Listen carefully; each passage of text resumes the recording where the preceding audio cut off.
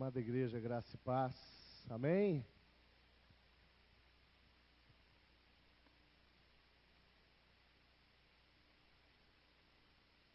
Sabe, depois de todos esses dias de conferência, de avivamento e discipulado, hoje a oração que eu estou fazendo é uma oração que o Senhor colocou no meu coração ontem à noite. Ontem à noite eu soltei o discípulo para ministrar aqui e fui ministrar num outro encontro, né? Aí a turma falou, teu discípulo é aceleradinho, né, pastor? É cria, né? Fazer o quê? E ontem o Senhor colocou uma oração no meu coração. Hoje de manhã, ministrando lá no Conexão, eu fiz essa mesma oração. E agora no final do louvor eu fazia a mesma oração. A oração é: Deus, eu quero ser um instrumento na tua mão, de forma que eu não atrapalhe aquilo que o Senhor já está fazendo. Eu não interrompa. Que eu não sirva de alguma forma para colocar algum entrave naquilo que o Senhor está fazendo. Eu creio que esses dias, amados, foram dias de uma grande oportunidade, de fato, de avivamento e discipulado. Eu louvo ao Senhor, porque mesmo sabendo que o período é desfavorável, o período de carnaval é desfavorável, mesmo sabendo que no período de carnaval a gente teria todos os nossos jovens, adolescentes em retiro, né, lá no Conexão, mesmo sabendo tudo isso, Deus fez que essa ideia persistisse no meu coração. E nós fizemos a primeira conferência o ano passado, fizemos a segunda conferência, estamos terminando ela nesse dia, debaixo da certeza de que, de fato, isso nasceu no coração de Deus. Esse período de instrução, esse período de avivamento, esse período de oração, esse período de cura, de fato nasceu no coração de Deus. Eu entendo que uma igreja curada é uma igreja que tem tudo para ser avivada, e uma igreja que é avivada, ela tem tudo para ser missionária. Você entende isso? Amém? Porque a cura, ela não tem outra finalidade senão trazer vida. Se você olhar em Deuteronômio capítulo 32, versículo 39, cura e vida caminham juntos. O Senhor diz, eu firo e eu curo.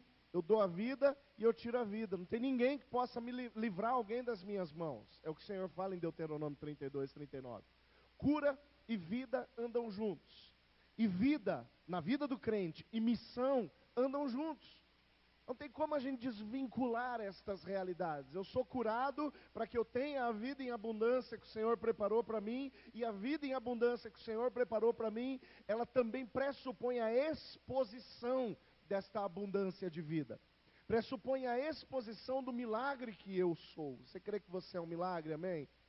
Nós somos milagres, queridos. Hoje cedo eu ministrava a respeito de Lázaro para os nossos jovens. Não Lázaro morto, mas o Lázaro vivo, ressuscitado. Não o Lázaro de João 11, mas o Lázaro de João 12, sentado na mesa com Jesus. E eu disse, querida, a gente tem uma história muito parecida com a história desse homem. Ele foi arrancado da morte, foi trazido de volta à vida. A aparência de morte, as faixas foram tiradas dele, e agora ele está na mesa com Jesus. E diz a palavra lá em João 12, que as multidões vinham para onde Lázaro estava na sua casa em Betânia, para ver Jesus, mas principalmente para ver Lázaro. Porque Lázaro era um milagre. Ele havia sido resgatado da morte, a aparência de morte já não estava mais nele, agora ele estava em casa e andava com Cristo. Essa é a minha realidade, essa é a tua realidade. Nós vivemos esta realidade.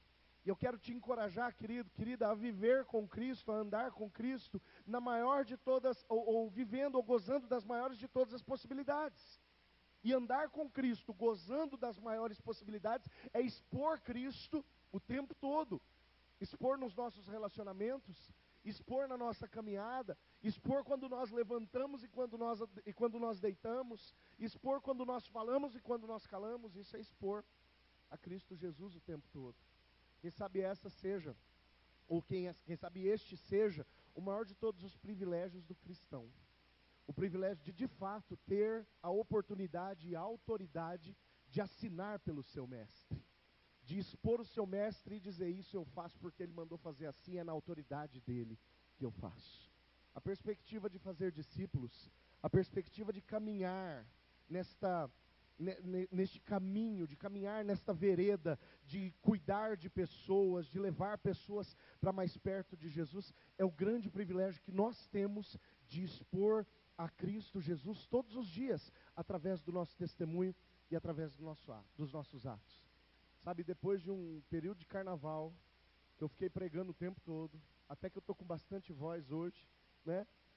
Mas depois de um período de carnaval, que eu fiquei pregando o tempo todo, prega aqui, prega ali, prega lá, prega acolá, eu vou tentar trazer para a igreja nessa noite uma palavra de ensino.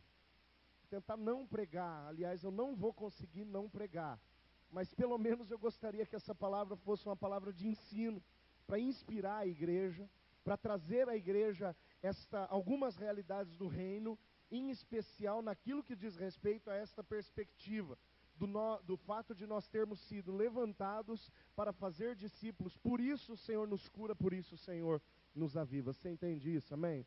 Se puder, abra sua Bíblia, por gentileza, em 2 Reis, capítulo 6.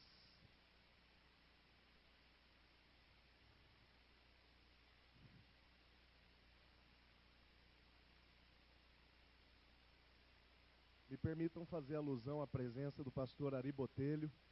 Deus abençoe, pastor, sua esposa, sejam bem-vindos, em nome de Jesus, que honra recebê-los aqui. Permitam também fazer menção à presença do pastor Fábio, da nossa igreja metodista ali em Regente Feijó, Karina, as filhas ou a filha? As filhas, Deus abençoe vocês, em nome de Jesus, leve um abraço para a nossa igreja ali em Regente, né? Qualquer quarta-feira a gente vai estar lá.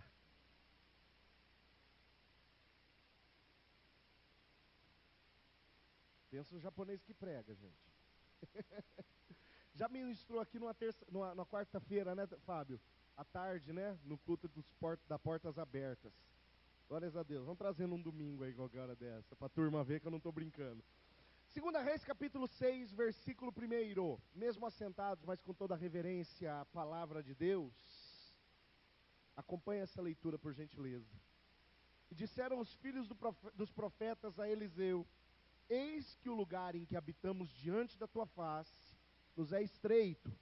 Vamos, pois, até o Jordão e tomemos de lá cada um de nós uma viga e façamo-nos ali um lugar para habitar. E disse ele: ide. E disse um: serve-te de ires com os teus servos. E disse: eu irei. E foi com eles. E chegando eles ao Jordão, cortaram madeira. E sucedeu que, derribando um deles uma viga, o ferro caiu na água.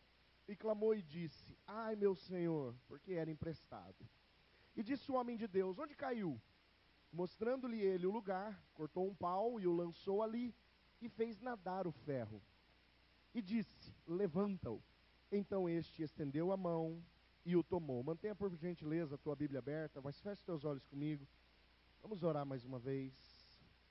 Pai, muito obrigado, Deus, por mais esta oportunidade que o Senhor nos dá de estarmos na tua casa, de aprender um pouquinho mais com a tua palavra e, sobretudo, Senhor, de ter este aprendizado testificado e confirmado no nosso coração através do teu Espírito Santo.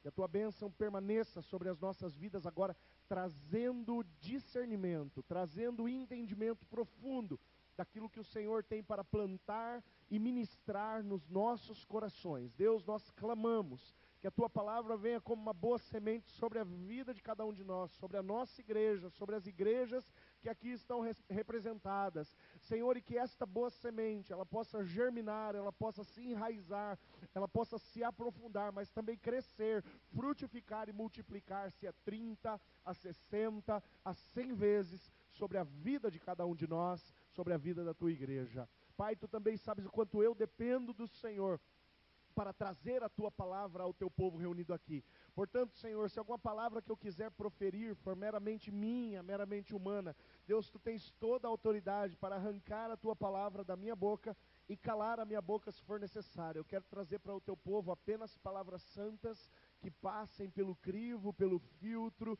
que passem pela autorização do Senhor para serem destinadas à tua igreja reunida neste lugar, nesta noite. E por fim, na autoridade do nome de Jesus, eu quero decretar como anulada qualquer tentativa do inimigo contra esta palavra e contra os efeitos que ela vai causar na nossa vida. Eu declaro a prosperidade da tua palavra, declaro que ela não vai voltar vazia e o faço em nome de Jesus. Amém, Amém. Glórias ao nome do Senhor. Queridos, eu gostaria, como eu disse para você, de tentar trazer uma palavra com alguns conteúdos de ensino para você nessa noite. Nós já fomos ministrados profundamente no que diz respeito à cura ontem, através da vida do nosso irmão Wilson. Nós já fomos ministrados profundamente a respeito de princípios de um discipulado sadio, através da vida do pastor Christian, no domingo, tanto à tarde, à noite, quanto na parte da manhã. Nós já fomos ministrados a respeito da igreja em grupos pequenos, através do pastor Luciano, no sábado. E hoje eu gostaria de pensar a respeito de alguns atributos que só podem ser vividos dentro desta perspectiva chamada discipulado. Ou algumas coisas que eu e você só podemos desfrutar, que estão liberadas pelo Senhor, mas nós só podemos desfrutar dentro deste ambiente chamado ambiente do discipulado. E para isso eu gostaria de olhar para esse texto que nós acabamos de ler, e para este episódio em específico, para este grupo que se reunia ao redor de Eliseu, o profeta, e pensar que esta é a igreja do pastor Eliseu. Está aqui a igreja do pastor Eliseu na nossa Bíblia. Eliseu, ele tinha um time. De fato, ele tinha um time que ele discipulava, que ele tomava conta. Assim como antes ele havia feito parte de um time, os discípulos de profeta, os filhos de profeta, da escola de profetas de Elias, e dentre estes ele foi escolhido como o sucessor. E eu estou falando de uma classe de no mínimo 50 alunos. Se você olhar em 2 Reis capítulo 2, você vai perceber que no mínimo essa classe do profeta Elias tinha 50 alunos. E Eliseu se destaca pelo desejo que ele tinha de estar próximo daquele que cuidava dele, daquele que ensinava ele. Em um determinado momento ali, quem sabe pelo versículo 9 de 2 Reis capítulo 2, a palavra vai dizer que 50 discípulos pararam de seguir Elias. Mas Eliseu persistiu e continuou. E esse texto de 2 Reis capítulo 2 é aquele que Elias é recolhido ao céu. E o sucessor, então, Eliseu, agora toma a frente do ministério profético sobre a região na qual ele estava designado pelo Senhor. E Eliseu, então, também constitui o seu time de profetas, o seu time de aprendizes, o seu time de discípulos.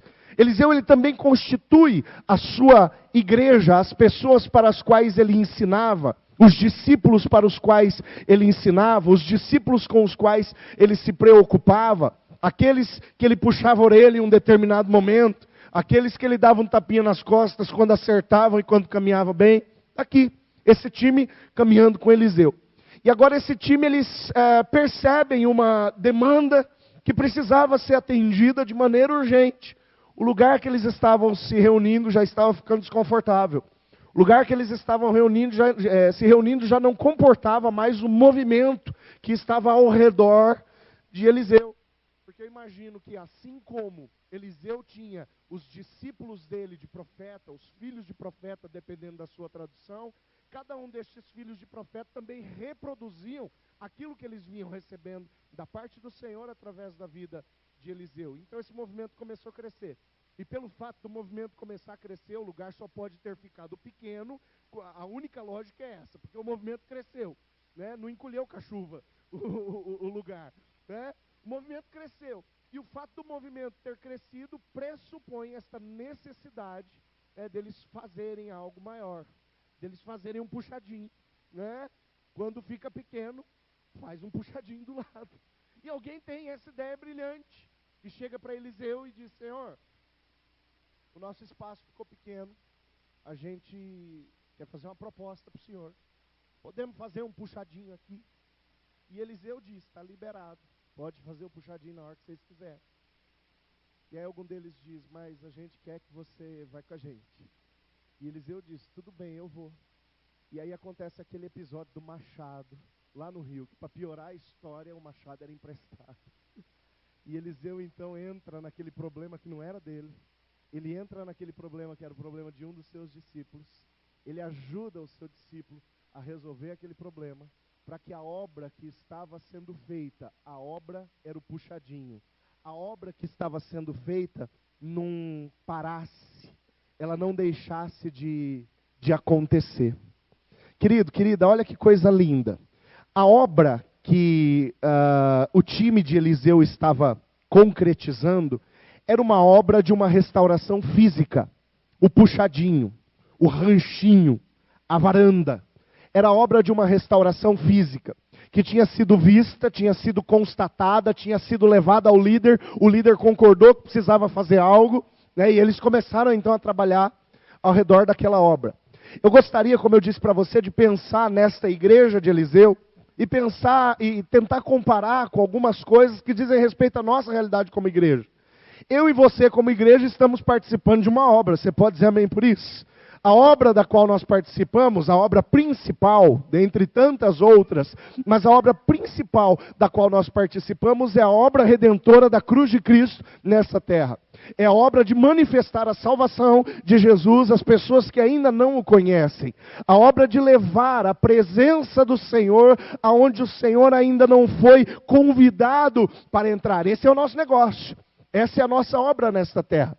E dentro desta perspectiva de um ambiente onde um time funciona com uma visão, onde um time funciona com um objetivo, onde um time funciona bem engrenado e bem ajustado, como um corpo que a igreja deve ser, esta obra ela vai acontecendo e as pessoas vão desenvolvendo esta obra e ela não pode parar. Mesmo quando os percalços acontecerem, mesmo quando os machados se perderem, essa obra não pode parar. Mesmo quando houver necessidade de carregar viga, essa obra não pode parar. Mesmo quando as questões forem medidas no meio do ambiente e grandes mudanças terem de ser feitas, a obra não pode parar. Eu entendo, querido, querida, que a fase mais difícil de um processo de discipulado é a fase que nós chamamos de transição. Não porque a igreja é difícil de transicionar, mas porque nós somos difíceis de transicionar. Porque a nossa mente, o nosso entendimento a respeito de funcionamento de igreja, ele é já seguro naquilo que nós sempre vivemos. E muitas vezes, por esta segurança, ou quem sabe uma falsa segurança, que nós acabamos tendo pelo nosso conceito, muitas vezes deturpado, do que seja ser uma igreja funcional, uma igreja frutífera, muitas vezes a gente se agarra nesse conceito e fala assim, eu vou mudar essa realidade para quê? Eu vou mudar essa perspectiva para quê? O processo de transição, ele leva de 3 a 5 anos de uma igreja em dons e ministérios para que esta igreja, em dons e ministérios, tenha dons, tenha ministérios e tenha um discipulado forte funcionando. Faz 3 anos que a gente está trabalhando nesse negócio. E pela reta que nós já estamos seguindo, eu acho que a gente está indo muito bem, muito rápido nesse processo de transição. Mas a nossa mente, ela precisa ser fortalecida. A nossa mente, ela precisa ser nutrida dentro desta perspectiva das verdades bíblicas que compõem esta realidade chamada discipulado, para que nós possamos não apenas ter firmeza no entendimento dos conceitos, mas possamos ter a firmeza de decidir de uma vez por todas mergulharmos nesta realidade de maneira irrevogável e de maneira irreversível.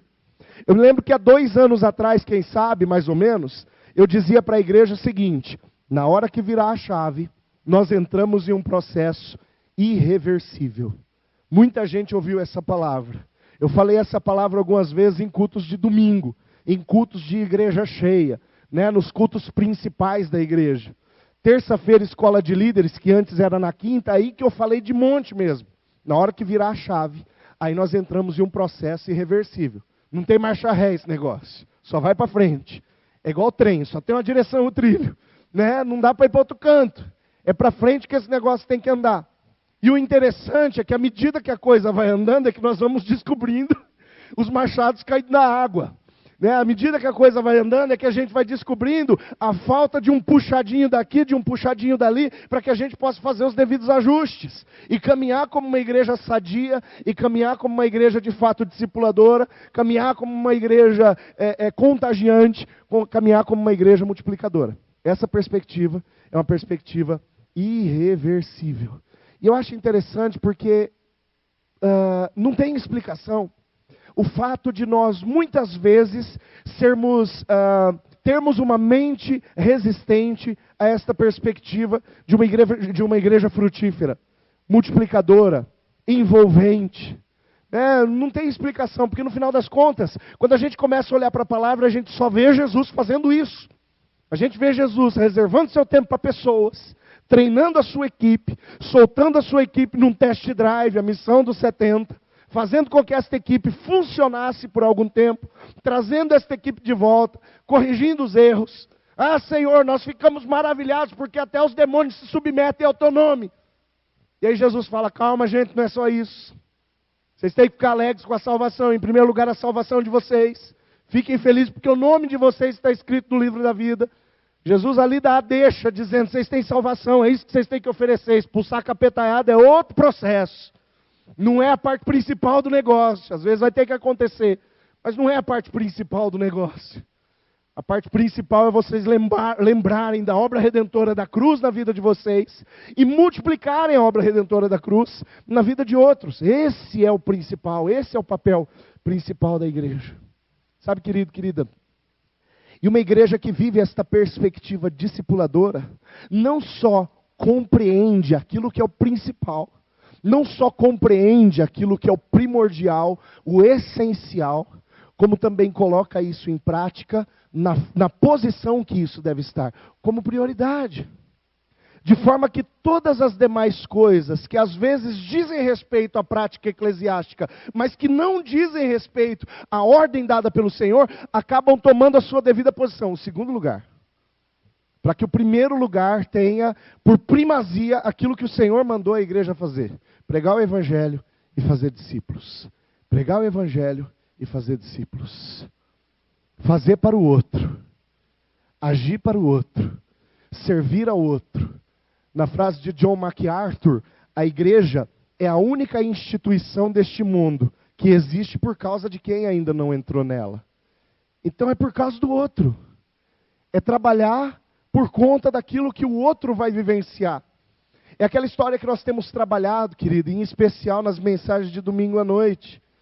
De uma igreja que se preocupa com a direção dada por Deus e de uma igreja que se preocupa com gente. A direção dada por Deus está muito clara. É fazer discípulos, é pregar o evangelho. Se preocupar com gente significa amar o meu próximo como a mim mesmo. E se eu me amo tanto que eu quero me ver salvo, amar o próximo como a mim mesmo pressupõe que eu vou amar o meu próximo tanto que eu quero ver ele salvo também. Eu não estou me agarrando em um ambiente qualquer, na asa de um anjo para me levar para o céu e falando salve-se quem puder. Não, eu salvo quem eu puder. Eu vou levar a salvação a quem eu puder. Esse é o meu negócio nessa terra. Esse é o motivo da minha existência aqui. Você entende isso, querido? Amém? Você concorda comigo? É o teu motivo de existir também? Levar outros a Cristo. Amar o outro como a mim mesmo. Me preocupar com a salvação do outro, assim como eu me preocupo com a minha. Buscar dar manutenção na salvação do outro, através dos dons que o Senhor plantou na minha vida para servir ao próximo, assim como eu estou preocupado com a minha salvação. Assim como eu estou preocupado com aquilo que o Senhor tem para fazer na minha vida. Querido, querida, a necessidade da igreja do pastor Eliseu é tratada como um problema de todos. De repente tinha um espaço que não comportava mais o povo, e agora todos se mobilizam para resolver aquele problema. Todos se envolvem diretamente naquele projeto. Todos se envolvem diretamente naquela necessidade. Todos se envolvem diretamente com uma única direção. Sabe o que eu olho, que eu aprendo com essa igreja do pastor Eliseu? Eu aprendo que essa igreja do pastor Eliseu era uma igreja formada de discípulos e de discípulas e não apenas de membros. John Wesley, o idealizador do movimento metodista, ele em um determinado momento falou que o sonho dele, ou o projeto dele, não era chamar um monte de gente para ser membro de igreja. Mas o grande projeto dele, do coração dele, era levar um monte de gente a serem discípulos de Cristo. E disse ele, os membros de igreja não são capazes de transformar o mundo. Quem transforma o mundo são os discípulos. E o negócio da igreja é transformar o mundo, queridos. Em Atos dos Apóstolos, capítulo 3, se não me engano, lá no versículo 19, a palavra diz que convém que os céus contenham a Cristo Jesus até a restauração de todas as coisas. Quem que você acha que é esse agente de restauração de todas as coisas? Não é a ONU. Não é o governo. Não adianta mudar o governo, impeachment para cá, impeachment para lá. Pode ter 10 impeachment, querido. O governo não vai mudar, ele não vai restaurar todas as coisas. De repente ele pode ajudar um pouquinho. Ultimamente só tem atrapalhado. Mas de repente pode até ajudar um pouquinho a transformar e a melhorar as circunstâncias. Mas não é incumbência dele, não pesa sobre os ombros das instituições humanas restaurar todas as coisas. Pesa sobre os ombros da igreja restaurar e liberar a palavra de restauração em todas as coisas. Há 24 anos atrás, quando eu me converti ao Senhor Jesus, eu me lembro que a demanda missionária do mundo era chamada Janela 1040. Há 2 anos atrás, eu fui num treinamento missionário com a mesma agência com a qual eu escutei a história de Janela 1040 há 20 e poucos anos atrás. Há 2 anos atrás, eu fui nesse treinamento missionário. E eu perguntei para o mesmo irmão que numa determinada ocasião falava a respeito da tal da Janela 1040, a grande demanda missionária do mundo, 2 bilhões e 600 milhões de pessoas. E eu disse para ele, e a Janela 1040, como é que anda? Ele falou, não existe mais isso não, rapaz. Você está muito desatualizado. Eu falei, como que não existe mais? Ele falou, não, já o povo está evangelizando. A coisa está funcionando. Está por um triz de o evangelho ser exposto em todos os cantos da terra. E quando a palavra fala da restauração de todas as coisas, a palavra não está falando de todas as pessoas aceitarem Jesus, mas do evangelho ser exposto e da possibilidade de restauração estar disponível em todos os cantos da terra. E está por um triz disso acontecer. Mas enquanto não acontece, a igreja tem trabalho. Porque mesmo depois de exposto o evangelho na maioria absoluta de todo o globo terrestre, ainda tem muita gente que já foi exposta ao evangelho da salvação e que num determinado momento disse, agora não, deixa para outro dia. Há 24 anos atrás eu ouvi Janela 1040 pela primeira vez. Há 24 anos atrás eu comecei a orar pela minha família quando eu aceitei Jesus. E tem membro da minha família que não aceitou Jesus ainda. E olha que eu já expus a palavra de salvação milhares de vezes. E ainda não aceitou. Você acha que eu tenho trabalho com a minha família ainda ou não? Você acha que ainda tem que gastar joelho com a minha família ou não? Você acha que ainda tem que orar ao Senhor e pedir, Senhor, me dá a revelação para que eu possa levar aos meus familiares ou não? Tenho. Claro que eu tenho. Assim como o sujeito do caixa do supermercado, que eu encontro todo dia, que de repente não aceitou Jesus. Assim como o dono do mercadinho da esquina, da padaria, na qual eu compro pão, que tem lá um conceito religioso a respeito de Jesus, mas que não conhece o Jesus da mesa, o Jesus do relacionamento, o Jesus do quarto com a porta fechada, do lugar secreto, que ouve em secreto, que responde em secreto.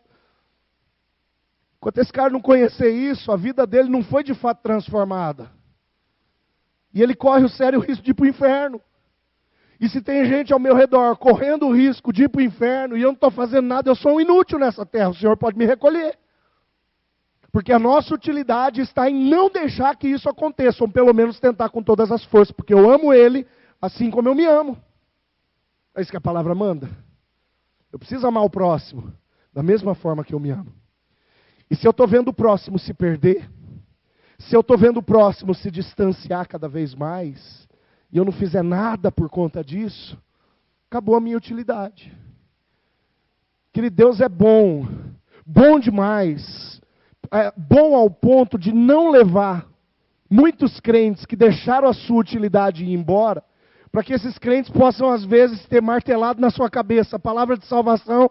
Às vezes a cabeça do sujeito vira farinha, de tanto bater, até quem sabe entra esse senso de utilidade que a igreja tem, que é a única coisa que a igreja tem que fazer, pregar o evangelho e fazer discípulo. O resto é programa que a gente inventou. O resto é gastação de tempo que nós inventamos. O essencial, o primordial, muitas vezes acaba abrindo espaço para aquilo que é secundário, terciário, ou está para baixo do 10º lugar lá na fila das prioridades. O negócio da igreja nessa terra é funcionar de tal forma que a sua maior paixão e a sua paixão prioritária seja pregar o evangelho e fazer discípulos. Participar da obra redentora de restauração de todas as coisas dessa terra. Esse é o nosso negócio. Você pode dizer amém para isso? Vamos voltar para dentro da igreja do Eliseu. A igreja do Eliseu tinha um problema, estava ficando pequena. De repente todos se envolvem por conta deste problema, por conta desta demanda. E todos então andam por conta de uma direção. Todos andam por conta de uma visão. Todos andam por conta de um projeto. Diga assim comigo, direção. Diga por gentileza, visão. Diga por gentileza, projeto. Querido, direção é nós sermos submissos à vontade do Senhor. Em João capítulo 4, versículo 34, Jesus diz: o meu alimento é fazer a vontade daquele que me enviou para cumprir a sua obra. Isso é ter direção. Isso é saber para onde vai. Jesus disse: a minha vida está vinculada a quem eu sou. A minha missão está vinculada à minha identidade. Eu só existo por um projeto. Jesus entendeu o motivo para o qual ele existia. Ele nasceu convicto disso. Ele iniciou o seu ministério aos 30 anos de idade convicto disso. E quando ele foi morrer, Pilatos pergunta para ele: estão dizendo que você é o rei dos judeus, isso é verdade? Querida, ali Pilatos estava dando a deixa para Jesus ser liberado. Para Jesus não ser crucificado. Pilatos não estava com muita vontade de crucificar Jesus. Você conhece essa história de lavar as mãos depois e tudo mais. Ele não estava com muita vontade. Ele falou: eu vou dar uma deixa para esse rapaz. E se esse rapaz der a resposta certa, eu tenho a faca e o queijo na mão para absolver ele. E Pilatos fala assim: os judeus estão te fazendo uma acusação. Estão dizendo que você afirmou que é o rei deles. Isso é verdade? Eu fico imaginando Pilatos dando uma piscada para Jesus, falando: essa é a deixa. Resposta certa, você vaza. E a resposta certa era: não, eu não sou o rei, eu não me julgo rei. Aí Jesus, que até então tinha ficado em silêncio, até então não tinha dito nada, ele abre a sua boca e fala: é isso mesmo, eu sou o rei. Eu vim para isso, foi para isso que eu nasci e este é o meu propósito nessa terra. Pé, resposta errada. Vai para a cruz. Resposta errada para Pilatos. Resposta errada para conveniência humana. Resposta certa para o plano do Pai. Resposta certa porque esta era a identidade de Jesus. Se constituir rei, para que a partir dele, eu e você entrássemos no seu reino, que é o reino da salvação. Jesus, ele disse: foi para isso mesmo que eu vim. E se isso custar a cruz, pode me mandar para a cruz. Jesus, ele sabia qual era a visão, o projeto, a direção de Deus para a sua vida. Ele sabia disso. Ele tinha convicção disso. Nasceu para isso. Empenhou o seu ministério a isso. E morreu por conta disso. E para a honra e glória do nosso Senhor, ele também ressuscitou e está vivo por causa disso. Você pode dizer amém? E o fato dele ter ressuscitado, e o fato dele estar vivo, deixa claro que este projeto de Deus para a igreja não morreu. Deixa claro que este projeto do Senhor para mim e para a tua vida, que constituímos este chamado corpo de Cristo, esse projeto continua vivo. Porque ele nasceu, viveu o seu ministério, morreu, ressuscitou para ser rei.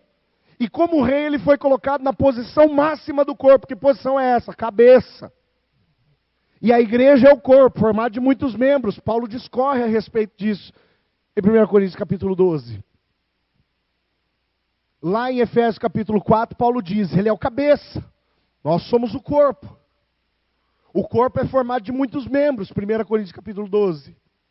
O corpo tem dons distintos para operações distintas, para o bem-estar de todo o corpo.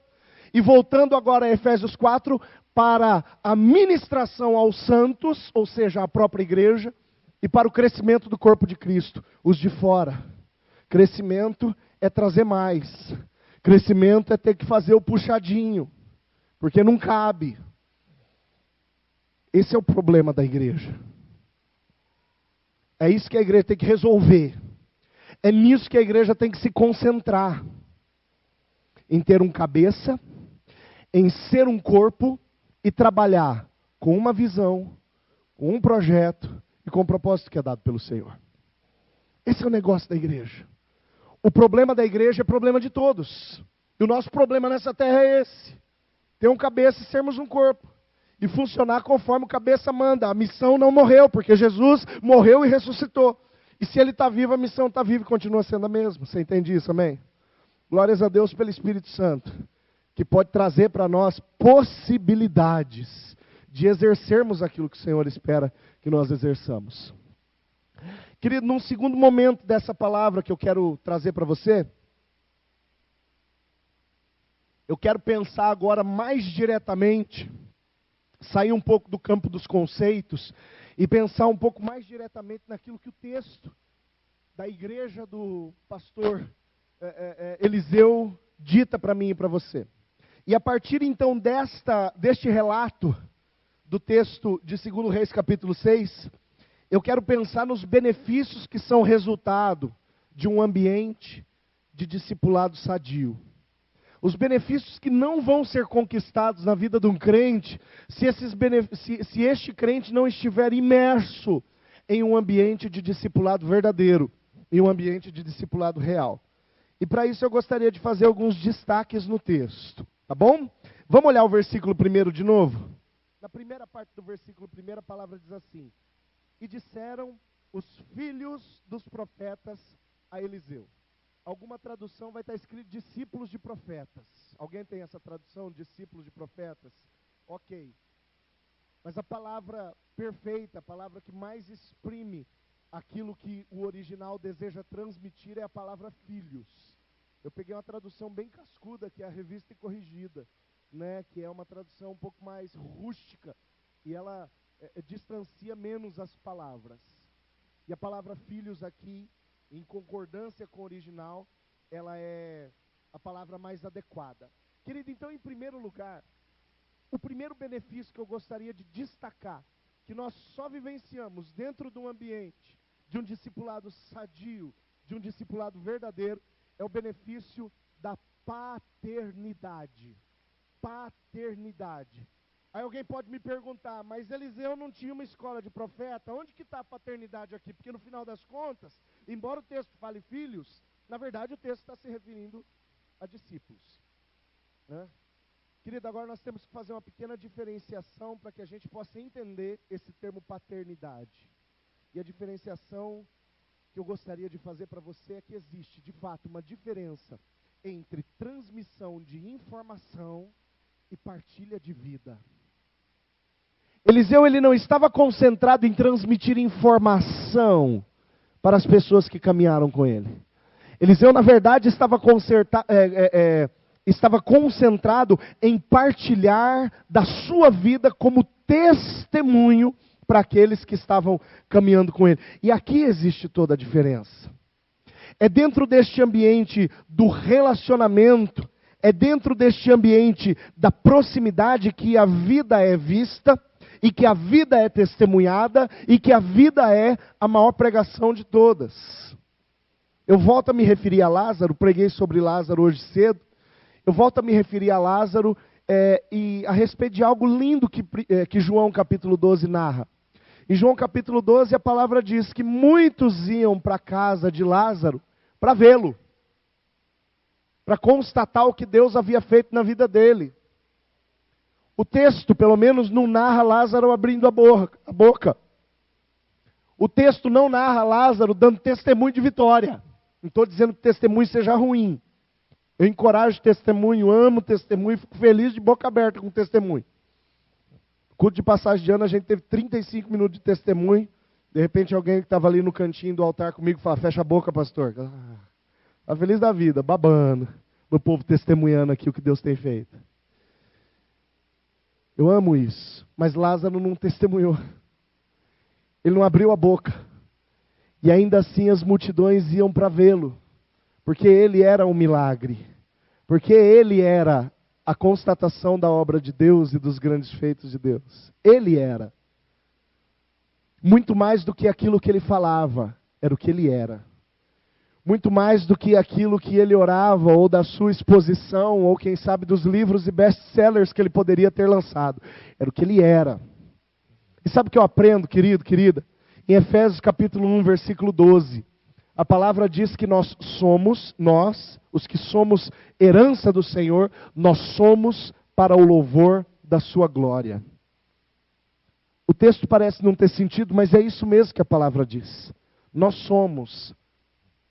De repente pareceria ter um pouco mais de sentido se tivesse escrito assim: nós oramos para o louvor da glória dele, ou nós cantamos para o louvor da glória dele, ou nós fazemos as coisas para o louvor da glória dele. Mas não está dizendo isso. Não está vinculando aos nossos atos, está vinculando a nossa existência, a nossa identidade. Nós somos para o louvor da sua glória. Assim como aquilo que Jesus faria não fazia diferença pelo fato de quem Jesus era na presença do Pai. E eu digo isso para você com segurança, porque antes mesmo de Jesus começar o seu ministério, antes dele fazer qualquer coisa, antes dele escolher os 12, antes dele curar o cego, antes dele ressuscitar o morto, antes dele ir para a cruz, e antes dele ressuscitar ao terceiro dia, antes disso tudo, o Pai olha para ele, e na presença de muitas testemunhas, uma pomba desce sobre Jesus, e era o próprio Espírito Santo, e ouve-se uma voz do céu que dizia: este é o meu filho amado em quem eu me comprazo, ou em quem eu tenho prazer. O prazer do Pai em Cristo Jesus não estava naquilo que Cristo Jesus fazia. Embora Jesus deixe claro: o meu alimento é fazer a vontade do meu Pai. O prazer do Pai em Cristo Jesus estava em quem Jesus era. Porque o Pai sabia que Jesus, sendo quem Ele era, amando ao Pai como Ele amava, sendo um, como ele declara lá em João capítulo 17, na oração sacerdotal, sendo um com o Pai, Ele não pisaria na bola. Se Ele era um com o Pai, se o prazer do Pai estava nele, o prazer dele estava no Pai, Jesus não ousaria fazer outra coisa que não fosse agradar ao Senhor. Por isso que Ele diz: o meu alimento, a minha comida, o que me nutre, o que me dá vida, é fazer o que o Pai me mandou fazer. Sabe que frase é essa? É a frase que sai da boca de alguém que é para o louvor da glória de Deus. Não de alguém que fala coisas bonitas para o louvor de Deus. Ou de alguém que canta canções maravilhosas para a glória de Deus. Mas de alguém que é. De alguém que tem a sua existência, ou na sua existência, a essência daquilo que é a sua missão. A sua identidade dita aquilo que você é no Pai. Em um ambiente de discipulado real, essa identidade, esta essência, esta unidade com o Senhor é transmitida no dia a dia. É a transmissão de vida muito mais do que a transmissão de conceitos e teorias. É a transmissão de ensinos pelo fato de uma caminhada próxima. Marcos 3,14, Jesus chamou 12 para estar com Ele, depois os enviar para pregar, para estar. O estágio foi esse, andar junto, ficar perto. Jesus chamou essa turma para isso. Depois, mais tarde, quando eles testemunhassem quem é Jesus e aprendessem com Jesus a ser como Ele por transferência de vida e não necessariamente por transferência de conteúdo, aí eles estariam credenciados para pregar. Ontem à noite no retiro que eu estava pregando uma mensagem de encorajamento também ao discipulado. Uma igreja da nossa cidade que está vivendo essa perspectiva de discipulado. Temos caminhado junto com os pastores daquela igreja. E eu dizia para o povo o seguinte: há 10 anos atrás, eu me formei em teologia. Com o meu esforço, com o meu dinheiro, eu peguei o meu diploma, porque eu apresentei o meu TCC, diante de uma mesa cheia de professores mal-humorados, né? Eu apresentei um trabalho com a minha retórica, com a minha forma de escrever. Eu tirei uma nota pela força do meu braço. E isso não me credencia a pregar o Evangelho. Antes de fazer a faculdade, eu fiz o seminário. A mesma história, a mesma coisa. Fiz um punhado de trabalhos, li um monte de livros, um monte de tradução da Bíblia, um monte de exegese, um monte de não sei o quê. E isso não me credencia a pregar o Evangelho. Antes disso, e quem sabe também no decorrer de todo esse período, eu participei de inúmeros treinamentos. Treinamento com o ministro do Brasil, treinamento com o ministro fora do Brasil, treinamento no Brasil, treinamento fora do Brasil. E isso não me credencia a pregar o Evangelho. Mas com 14 anos de idade, no ensaio de uma cantata de Páscoa, eu sentei no primeiro banco de uma igreja metodista na cidade de Lins. Eu falo metodista porque eu tenho que trazer a brasa para baixo da minha sardinha. Mas eu me sentei no banco de uma igreja metodista na cidade de Lins. Louco para acabar aquele ensaio, porque a minha namorada era crente, estava cantando lá na cantata. Namorado da época. Estava cantando lá na cantata. No ensaio. E eu sentado ali comecei a ouvir aquelas musiquinhas, e como músico que eu já era, eu comecei a pensar, até que esse povo canta bem. E comecei a viver a música. Para o músico em primeiro lugar é aqui, ó. Acompanhar o ritmo no pezinho, né? Se você está meio envergonhado, cruza o braço, mas fica só no dedinho, né? Fica no dedinho. Mas eu comecei a viver aquela música. E aquela música começou a entrar de uma forma, querido. Porque aquela música falava de uma mensagem de salvação que pela religião eu já conhecia, pela teoria eu já conhecia. Mas aquele Jesus que aquela música falava e transmitia, aquele Jesus eu não conhecia. Aquela mensagem de uma restauração e de um Jesus próximo, o Jesus do véu rasgado, o Jesus que eu tinha acesso, eu não conhecia. E ali naquele ensaio, aos meus 14 anos de idade, eu comecei a me quebrantar. Alguém teve sensibilidade, chegou lá do meu lado, falou, tudo bem? Falei, tudo bem. Falou, você está entendendo essa mensagem? Então você quer aceitar Jesus? Falei, agora. Isso sim me credencia a pregar o Evangelho. Não foi o diploma, não foi o estudo, não foi o seminário, não foi o cambal que fosse. Foi aquele ato. Lá nos 14 anos de idade, o primeiro ato da minha fé, eu quero confessar com a minha boca aquilo que eu estou crendo no meu coração, conforme diz a palavra, orienta a palavra, em Romanos capítulo 10, versículo 9. Eu quero, e aquilo me credencia.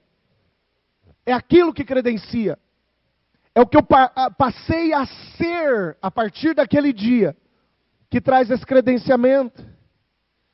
Sabe, querido, querida, muitas vezes a gente acaba travando a obra do Senhor, porque nós não acreditamos em nós mesmos. Porque nós não damos o direito de pessoas exercerem paternidade sobre a nossa vida. E quando eu falo paternidade, eu não estou dizendo alguns extremos que existem até de líderes serem chamados de pais, não estou falando nada disso.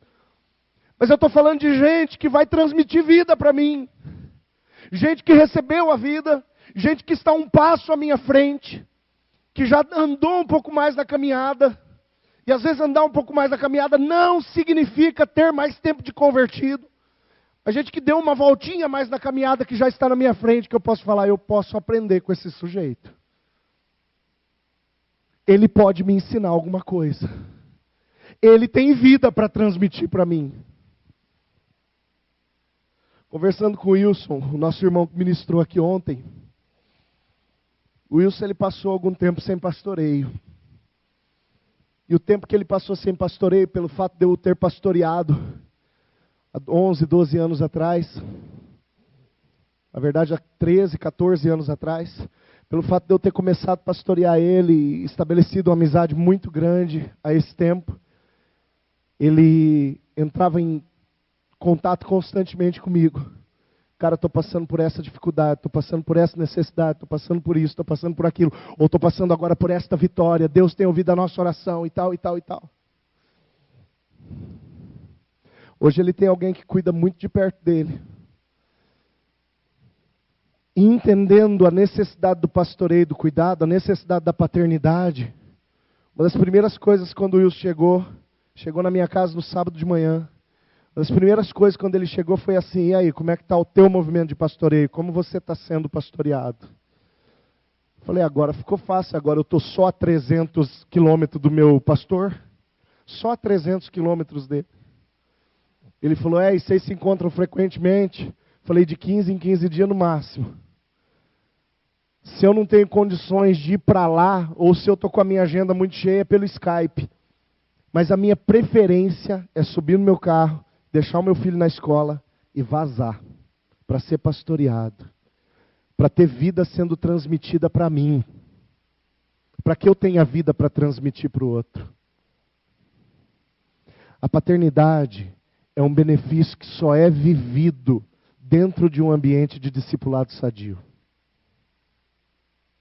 A igreja está cheia de pais e de mães. Aliás, você, meu irmão, minha irmã, tem todo o potencial de ser um pai e uma mãe. Diga amém, por favor. Você tem todo o potencial disso. Porque tem alguém que está um passo atrás de você ainda. Agora, para ser um bom pai, para ser uma boa mãe, sabe o que você precisa? Ser um bom filho. Quem não tem procedência, não gera legado. Anote isso. Quem não tem procedência, não gera legado. Quem não tem procedência, não tem o que reproduzir. Eu me lembro quando meu pai dizia, né, meu nome é muito comprido. Paulo Sérgio de Oliveira Amêndola Filho. Quase que dá volta no RG. A turma vê Paulo Amêndola Filho, é porque eu já cortei um monte. Tira isso daqui, tira aquilo lá. Para ficar, né? Eu coloco meu primeiro nome, meu nome principal, meu sobrenome principal e filho, para a turma saber que tem um cara que veio antes de mim. Que tem um Paulo Amêndola antes do Paulo Amêndola Filho. Eu me lembro que na escola, às vezes a turma chamava de Paulo Sérgio, a turma chamava Paulo Oliveira, às vezes até Sérgio Oliveira. Pastor Sérgio Oliveira, conhece? Não faço ideia quem seja. Eu tinha uma professora que me chamava de Sérgio Oliveira, uma professora de português, não lembro o nome dela. Chamava de Sérgio Oliveira, não sei de onde essa mulher tirou isso. Aliás, sei, né, do meu nome. E eu lembro que meu pai afirmava, seu nome é Paulo Amêndola. Como quem dizia assim, você tem procedência. Aí hoje eu viro para o Gabriel e digo assim, seu nome é Gabriel Amêndola. Porque quem tem procedência deixa um legado. Quem tem procedência tem um legado a reproduzir.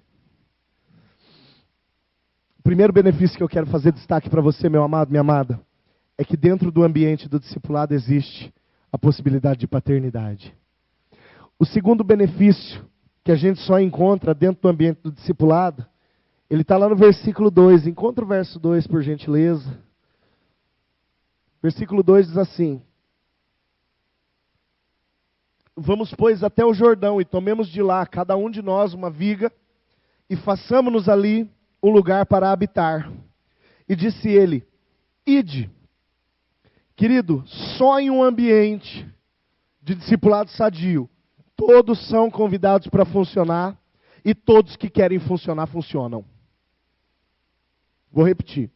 Só num ambiente de discipulado verdadeiro e sadio, todos são convidados para funcionar. E todos que querem funcionar, funcionam. O que eu quero dizer para você, querido, querida, é que cada um de nós tem uma viga para carregar. Cada um de nós tem um ministério para carregar.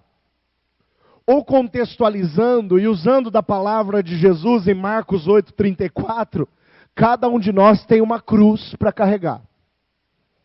A cruz não é a sogra. A cruz, olha o que foi a cruz para Jesus. A cruz foi a consequência do ministério para o qual Cristo nasceu. Concorda comigo? Por causa do motivo para o qual Jesus nasceu é que ele foi para a cruz. Perdão. Quando a palavra diz, tome a sua cruz, em Marcos 8:34, se alguém quer ser meu discípulo, negue-se a si mesmo, tome a sua cruz e me siga. O que a palavra está me encorajando e te encorajando? Primeiro, entenda que existe um motivo para você ter nascido nessa terra. Você não é um acidente. Segundo, esse motivo não é o motivo que você acha, é o motivo que Deus acha a teu respeito. Existe um projeto de Deus para você. Terceiro, agarre esse projeto. É a tua cruz, é a tua viga. A consequência de viver este projeto é a tua cruz. Para Jesus, a cruz significou morte, vergonha, mas também o primeiro capítulo de uma história de triunfo, de vitória e de governo eterno. Para mim e para você, a cruz às vezes pode significar perseguição, como acontece com os nossos irmãos da Coreia do Norte, como tem acontecido com os nossos irmãos na Venezuela. Sou amigo do bispo Tobi, presidente da igreja metodista da Venezuela. Conheci o bispo Tobi em um treinamento em 2016, em um treinamento que eu fui participar na América Central. E o bispo Tobi, pelo fato dele estar caminhando junto com a igreja metodista do Brasil, a igreja da Venezuela está caminhando junto com a igreja metodista do Brasil, o bispo Tobi, ele tem tido muito contato conosco, a equipe mais próxima da administração da nossa quinta região. E agora, alguns dias atrás, almoçando com o bispo Tobi, o bispo compartilhou comigo: Paulo, entraram em uma das nossas igrejas na Venezuela. Falei: quem entrou? Ele falou: a milícia do governo. Falei: e aí, o que aconteceu? Ele falou: quebraram os nossos instrumentos, rasgaram a nossa Bíblia, as nossas Bíblias, humilharam as famílias que estavam ali e espancaram o nosso pastor. Para começo de conversa, a igreja na Venezuela não é igreja, templo. É uma casa, porque não pode ter templo. O cristianismo não pode ter templos lá. Então eles se reúnem na casa. E tem reunido 70, 80, 90 pessoas numa casa. Imagina na sua casa 70, 80, 90 pessoas reunidas, escondidas. Porque não está liberado fazer culto toda hora em todo lugar. Tem que ser escondido. Não pode ser aquele movimento que vai para a área, todo mundo canta, faz aquele ato profético, aquela coisa, levanta a mão, com cara de reunião de crente. Não. Tem que ser aquela coisa silenciosa, quase que cochichada. E alguém está pregando ali em algum ponto da casa que seja mais estratégico, que dê para todo mundo ver. E se não der para todo mundo ver, tem alguém na porta do quarto reproduzindo aquilo que está sendo pregado para quem está dentro do quarto. Tem alguém na porta da cozinha reproduzindo aquilo que está sendo pregado para quem está lá dentro da cozinha. Tem alguém ali na porta do outro cômodo reproduzindo. Aí a milícia do governo entrou dentro de uma das casas onde o povo metodista estava se reunindo. Quebrou o violão, arrancou a Bíblia do povo, rasgou as Bíblias e ajuntou todas as coisas, levou para botar fogo, humilhou aquelas famílias e bateu no pastor, ao ponto de deixar o pastor quase desmaiado no chão de tanto apanhar. E ninguém poderia se levantar contra aqueles que estavam agredindo o nosso pastor lá, porque todos eles estavam armados. O bispo Tobi me contou isso, eu fiquei angustiado e falei: e aí? Ele falou: domingo que vem a gente muda de casa. Falei: e o violão? Vai comprar outro? Ele falou: não podemos comprar. Se a gente for numa loja de instrumentos musicais para comprar um violão e desconfiarem que nós somos crentes e estamos comprando violão para louvar o Senhor, eles nos denunciam. A gente tem que ganhar um violão. Porque a loja não quer ser cúmplice da igreja. Falei: e Bíblia? Ele falou: já estamos arrumando algumas de doação com outras pessoas. E estamos fazendo um tráfico interno de Bíblia para levar para aqueles que perderam as suas Bíblias. Sabe aquela história que está escrita em Hebreus? Somos, por amor de ti, somos entregues à morte todos os dias. Para alguns crentes isso é muito real. Para alguns crentes isso é muito verdade. Eu falei da Coreia do Norte, mas eu vim mais para perto, para a Venezuela, que é a nossa vizinha, a nossa parceira. Pelo menos o que diz respeito à igreja metodista, a igreja parceira. Eles vêm, nós vamos e trocamos experiências. E lá eles estão de fato sendo entregues à morte. E quando eu perguntei para o bispo Tobi: e agora? Que pergunta mais covarde. Porque eu já deveria pressupor a resposta. E ele respondeu: nós vamos mudar de casa, que é para tentar despistar a milícia por mais algum tempo. O pastor já está se recuperando, nós já estamos correndo atrás de um violão de doação, já conseguimos algumas Bíblias de doação, e tudo que a gente precisa para funcionar nós já temos. A predisposição é maior do que a perseguição lá. E uma igreja que vive a missão, que vive o discipulado, que vive o evangelismo, todos são convidados para funcionar, e quem quer funcionar, funciona. E vamos ser muito franco, a nossa realidade, para que nós possamos funcionar, colocar os nossos dons à disposição, a nossa realidade aqui no Brasil é muito tranquila. Se a gente não funciona, das duas uma, a gente não entendeu, a gente é frouxo. Se eu não funciono com intensidade, ou eu não entendi, ou eu sou muito frouxo. E não pode ser uma coisa dessa. Enquanto tem gente perdendo a cabeça por esse mesmo evangelho que eu digo que prego, que eu digo que vivo, que eu digo que amo. Quando tem gente entregando a sua vida por conta desse mesmo Jesus que eu digo que anda comigo todo dia. Coisa muito séria. E uma igreja que vive essa transferência de vida, que vive essa transferência de legado, essa paternidade, todos são chamados para funcionar. E quem quer funcionar, funciona. Esse é o segundo apontamento que eu quero fazer para você. O terceiro apontamento, ele está lá no versículo 3, no comecinho do versículo 4. Diz assim, a palavra do Senhor. E disse um, serve-te de ires com os teus servos. E disse, eu irei. E o começo do versículo 4, e foi com eles. Querido, terceiro apontamento que eu quero fazer para você, afirmando que isso vai ser vivido com muita intensidade, dentro de uma igreja que vive, de fato, discipulado sadio, discipulado de verdade. Existe prazer no relacionamento entre líderes e discípulos. Existe prazer no relacionamento entre líderes e discípulos. Eu me lembro quando eu comecei a caminhada no ministério pastoral, alguém disse assim para mim, a igreja massacra pastor. E a minha resposta foi, eu não estou entrando no ministério para isso. E eu sempre tive essa convicção. Eu não entrei no ministério para ser massacrado por igreja, eu entrei no ministério para pastorear a igreja. E na caminhada ministerial, eu descobri que igreja não massacra pastor coisa nenhuma. Eu descobri que existe falta de relacionamento entre muitas igrejas com seus líderes e muitos líderes com as suas igrejas. Aí a gente vê uma onda de pastores suicidas. Aí a gente vê as igrejas reclamando que o seu líder é alheio às suas próprias necessidades, por conta de falta de relacionamento. Aí de repente a consequência, sim, seja um discurso massacrante, seja uma avaliação massacrante, seja um ministério que se torna pesado, acusação de um lado, acusação do outro. Mas na caminhada eu tenho descoberto que a essência da igreja não está em massacrar ninguém do corpo. Isso para mim foi muito bom, porque facilita na minha caminhada daquilo que eu acreditava desde o meu início do ministério. Eu não entrei no ministério para ser massacrado pelo ministério.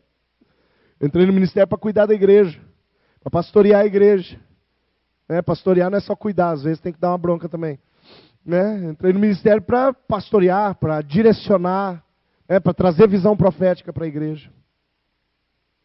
Querido, esse negócio da igreja e dos líderes não se relacionarem, esse negócio das pessoas não se relacionarem com os seus liderados no meio do rebanho, e agora não estou falando apenas de pastores do púlpito, estou falando do povo que cuida, dos líderes que cuidam de gente. Esse negócio de não ter um relacionamento muito próximo, isso é herança lá da igreja do século IV. Quando a igreja resolveu voltar para os templos. Quando o cristianismo deixou de ser o cristianismo da casa, da mesa, do anúncio nas praças, nas ruas, nas vielas, nos becos, e voltou a ser uma religião de templo. E aquela religião de templo do século IV e aquela perspectiva papal de que apenas um grupo era detentor da revelação, enquanto o outro grupo era passivo, sentava e batia palma para aquilo que estava acontecendo, essa visão de fato distanciou a turma do pé bonito com a turma que senta no banco. Sabe quem é a turma do pé bonito? Quão formosos são os pés dos que anunciam. O pregador daquele que ouve a pregação distanciou. Há 500 anos atrás, nós acabamos de celebrar isso no dia 31 de outubro de 2017. Então, em 31 de outubro de 1517, um sujeito chamado Lutero, Ele fez um rebuliço na Alemanha, que nós conhecemos esse movimento de cabeça para baixo, como reforma protestante. E quem sabe um dos pilares máximos da reforma protestante era o seguinte: na Bíblia está escrito que todo mundo tem que funcionar. Na Bíblia está escrito que o sacerdócio é universal. Na Bíblia está escrito que o Senhor levantou uns para apóstolos, uns para profetas, outros para evangelistas, outros para pastores e outros para mestres, para a edificação do corpo de Cristo, ou seja, faz parte do mesmo corpo. Para a edificação do corpo de Cristo, para a obra do ministério, para o crescimento deste corpo. Efésios capítulo 4, versículos 11 e 12. Lá está dizendo, o Senhor levantou no meio do povo referências, para que essas referências, estando no meio do povo, possam se relacionar com o povo, e dar direção para o povo, e dizer, é por aqui que o Senhor está dando ordem, é por aqui que o Senhor está abençoando, é por aqui que o Senhor quer que a gente ande.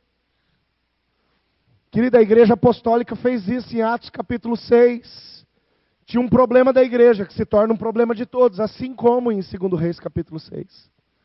O problema lá na igreja de Atos 6 era o seguinte: as viúvas dos helenistas não estão recebendo a sua porção diária de alimento. Aí o que os apóstolos dizem? Capítulo 6, versículo 3. Levantem entre vocês 7 homens de boa reputação, cheios do Espírito Santo, para os quais nós possamos confiar esse negócio. E os apóstolos no versículo 4 dizem, nós, porém, manteremos a nossa atenção, o nosso foco na pregação da palavra e na oração. E o povo que vai resolver o problema, e que vai pastorear aquele problema, e que vai se relacionar com as pessoas que estavam vivendo aquele problema, é povo do meio do povo. Levantam-se 7 referências no meio do povo, referências reconhecidas pelas pessoas, para dizer assim, agora vocês têm alguém para se relacionar e para tomar conta deste problema. Enquanto isso, nós estamos aqui, lidando com outras demandas do mesmo corpo. Essa visão de relacionamento com quem cuida, essa visão de relacionamento com o líder de célula, com o líder ministerial, com o corpo pastoral, com o seminarista, com o evangelista, ou com seja quem for, que exerce uma posição de liderança, é uma visão que só é vivida de forma prazerosa dentro do ambiente no qual é vivido de fato um discipulado real. Porque onde é vivido um discipulado real, a gente sabe que quem exerce liderança exerce não apenas uma transmissão de conceitos, mas exerce paternidade. Transmite vida. Se o cara tem vida, eu quero estar perto dele. Eu quero que isso me contagie. Para que eu também possa ser levantado como referência na vida de 1 ou 2 ou 3 pessoas, e eu possa transmitir vida para ele, e o meu relacionamento com ele, mesmo na hora da puxada de orelha, seja um relacionamento sadio, seja um relacionamento abençoador. Querido, quando a coisa não é sadia, levanta uma pessoa para líder, metade do povo vira as costas. Alguns porque têm inveja, outros porque falam, alguém vai mandar em mim. Estou falando da perspectiva da nossa igreja. Graças a Deus por isso. Mas estou falando daquilo que é um âmbito geral da realidade humana. Alguém é colocado na minha frente. Ah, mas esse daí? O que esse daí tem de melhor do que eu? A questão não é ser melhor. Aliás, muitas vezes o sujeito não tem algo de melhor. Pode ter. Mas não é por isso. Não é o que ele faz, é o que ele é. É a identidade dele, não a ação dele. De boa reputação, de boa índole, cheio do Espírito Santo. Foi o que os apóstolos pediram lá atrás. Qual critério Jesus usou para escolher Pedro? Jesus falava alguma coisa, Pedro batia a boca. Vou lavar o pé dos 6. Meu pé você não lava. Convém que eu seja crucificado. Ô Jesus, esse discurso teu não é legal. Não fala mais isso. Que critério que Jesus usou para escolher Filipe? Que 3 anos depois de andar com Jesus, fala, mostra-nos o Pai e está tudo certo. Ô bicho distraído. Que critério que Jesus usou para escolher João e Tiago, os 2 irmãos Boanerges, os filhos do trovão, impetuosos, faziam antes de pensar. Jesus, se o Senhor quiser, a gente ora para cair fogo do céu sobre essa cidade. Olha os caras que Jesus escolhe. Não tinha gente melhor do que um Tomé. Só acredito que ressuscitou se eu tocar no corte. Se eu tocar na ferida da mão. Judas. Não tinha ninguém melhor que esse time. O time enfurreca que Jesus escolheu. O que chamou a atenção de Jesus nessa turma? Os critérios que são estabelecidos pela Igreja Apostólica. Boa índole, boa reputação. Cheios da presença de Deus. Apaixonados por uma visão. Eles não tinham o Espírito Santo ainda, porque o Espírito Santo não tinha sido liberado.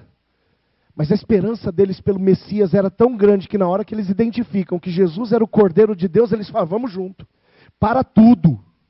Pedro deixa os negócios dele, Tiago deixa os negócios dele, André deixa os negócios dele. Vamos atrás.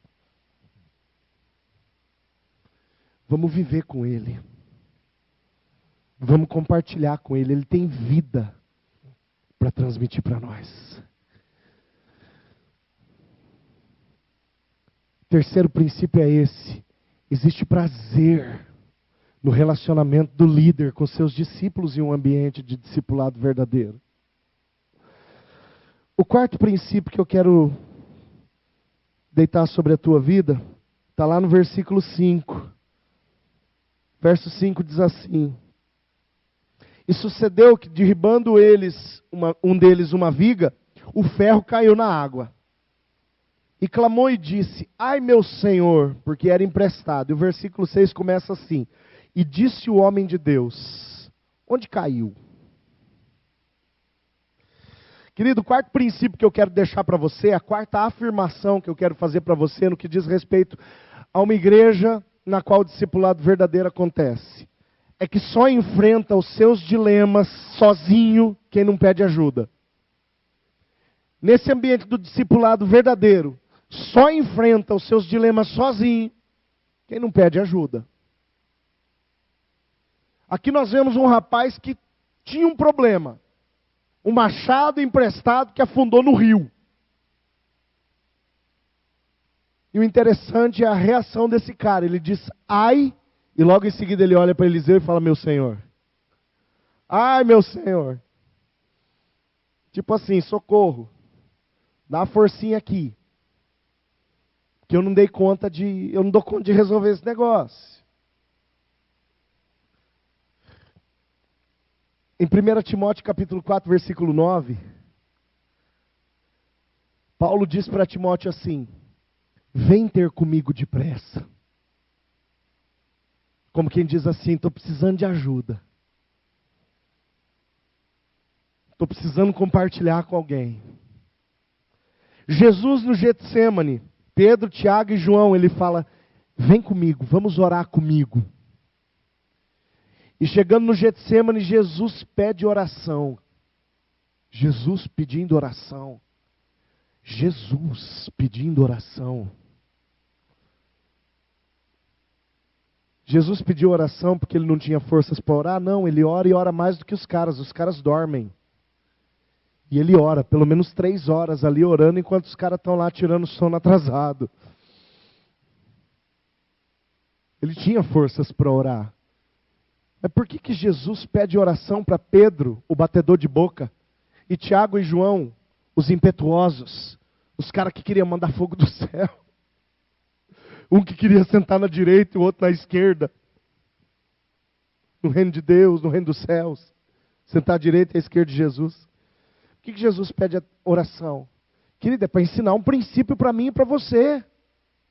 Assim como Deus, que não dorme nem cochila, não precisa descansar, descansa no 7º dia para ensinar um princípio para mim e para você, Jesus pede ajuda para ensinar um princípio para mim e para você.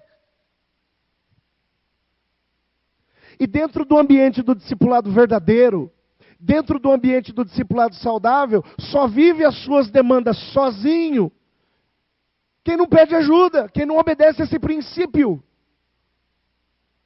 Quem não estabelece como das suas prioridades, viver com transmissão de vida. Quem não entendeu a sua identidade. A nossa identidade nos vincula a um corpo. Um dos princípios do corpo é partilha. Paulo diz, se um membro sofre, o outro membro, o corpo todo sofre. Se um membro regozija, o corpo todo regozija. É partilha. Partilha de sentimentos. Partilha de necessidades. Eu lembro quando eu era pequeno, um tio meu teve uma crise, uma paralisia renal. E os rins daquele cara pararam de funcionar. E eu me lembro que uma vez eu fui ver ele fazendo diálise. Não era hemodiálise, era diálise. Aquele que entra um líquido, drena a sujeira e sai.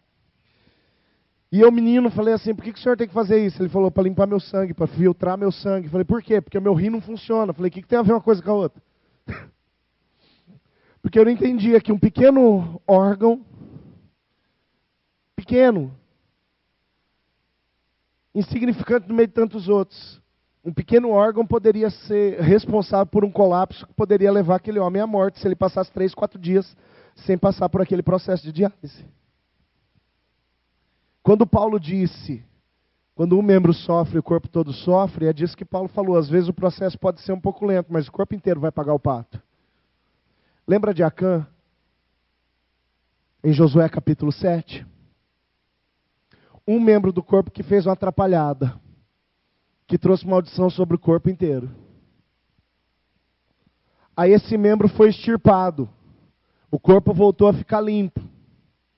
Aí o corpo voltou a funcionar da forma que deveria. Com êxito e com vitória. Querido, esse princípio da partilha precisa ser vivenciado de maneira muito profunda dentro do ambiente do discipulado. Dentro do ambiente do discipulado só vive os seus dilemas sozinho quem quer. Que não tem essa humildade de dizer, eu estou precisando de ajuda, eu estou precisando de pastoreio, eu estou precisando de cuidado, eu estou precisando de uma puxada de orelha. Eu não estou vencendo aquela minha demanda, eu não estou vencendo aquele meu problema. Discipulando um jovem que eu já discipulei há algum tempo atrás, não é da nossa cidade, então não precisa nem ficar pensando, será que é, será que não é? Não é daqui, tá bom? Mas discipulando um jovem que foi meu discípulo há algum tempo. Por esses dias voltei a conversar com ele, ele pediu mais uma vez assistência, uma assistência mais próxima de discipulado, de prestação de contas. E eu falei, e aí, como é que você anda? Né, com quem eu faço discipulado 1 a 1, sabe que eu aperto o sujeito mesmo. Falei, e aí, como é que você anda? Não, pastor, estou indo legal. Falei, e aí, família? Não, família está bom, e os estudos, está bem. Eu fui naquele problema que eu sabia que ele tinha tido lá no passado. Ele falou, pois é, isso daí eu voltei. Eu comecei a apertar o parafuso do rapaz mais uma vez. Naquela área que começou a despinguelar. Falei, então eu já achei o motivo pelo qual você está pedindo socorro. Falei, e por conta disso, você é um cara experimentado na fé, por conta disso, o que está acontecendo? Ele falou, pastor, tem essa área da minha vida que está zoada, tem aquela área da minha vida que está atrapalhada, tem aquela outra área que virou de cabeça para baixo. Falei, você sabe que tudo isso é por causa daquilo? Sei. Falei, você é bem cabeçudinho mesmo, hein? Mas que bom que você teve coragem de pedir ajuda. Coragem de pedir ajuda. Coragem de pedir ajuda. Porque é um princípio, Jesus não precisava ter pedido e pediu. Jesus não precisava ter exposto a sua fragilidade, a minha alma está angustiada até a morte. E Ele expôs. Ele expôs. Para que eu e você aprendamos a fazer isso também. Em um ambiente do discipulado verdadeiro, só vive as suas demandas sozinho quem quer. Em último lugar, lá no versículo de número 6, na continuação do versículo, a palavra diz assim: e mostrando-lhe ele o lugar, cortou um pau, e o lançou ali, fez nadar o ferro, e disse, levanta-o. Então ele estendeu a sua mão e o tomou. Querido, o quinto e último destaque que eu quero fazer para você, afirmando que isso só vai ser vivenciado dentro do ambiente de discipulado profundo e verdadeiro, é que neste ambiente, o ministério de um ajuda na obra confiada ao outro. O ministério de um é útil na obra confiada ao outro. Você quer ver um exemplo em cima desse texto? O ministério do discípulo, nesta ocasião, era cortar a viga. O ministério de Eliseu, nesta ocasião, era estar ali, só. O ministério do discípulo era cortar a viga. O cara deu ideia, falou, então vai, vocês cortam. Ah não, mas vai com a gente. Ali foi ditado então o ministério de Eliseu. A gente quer você por perto, então eu vou. O ministério de Eliseu era estar ali. O ministério do discípulo era cortar a viga. Aí o ministério do discípulo é interrompido por um problema. Caiu o machado. Aí o outro que não tinha nada a ver com aquele problema, adota aquele problema, dizendo assim, onde caiu? Está percebendo? O ministério de um ajudando a funcionar, o funcionamento do ministério do outro. O ministério de um sendo vital na continuidade, e no sucesso e no progresso do ministério do outro. Eliseu não tinha nada a ver com o machado, embora Eliseu sabia usar o machado. Em 1 Reis capítulo 19, a palavra diz que Elias joga a sua capa sobre Eliseu. Eliseu diz para Elias, me permita, eu vou te seguir, eu vou andar contigo, mas me permita ir lá falar com meu pai, despedir do meu pai, dar um beijo em papai e mamãe, depois eu te sigo.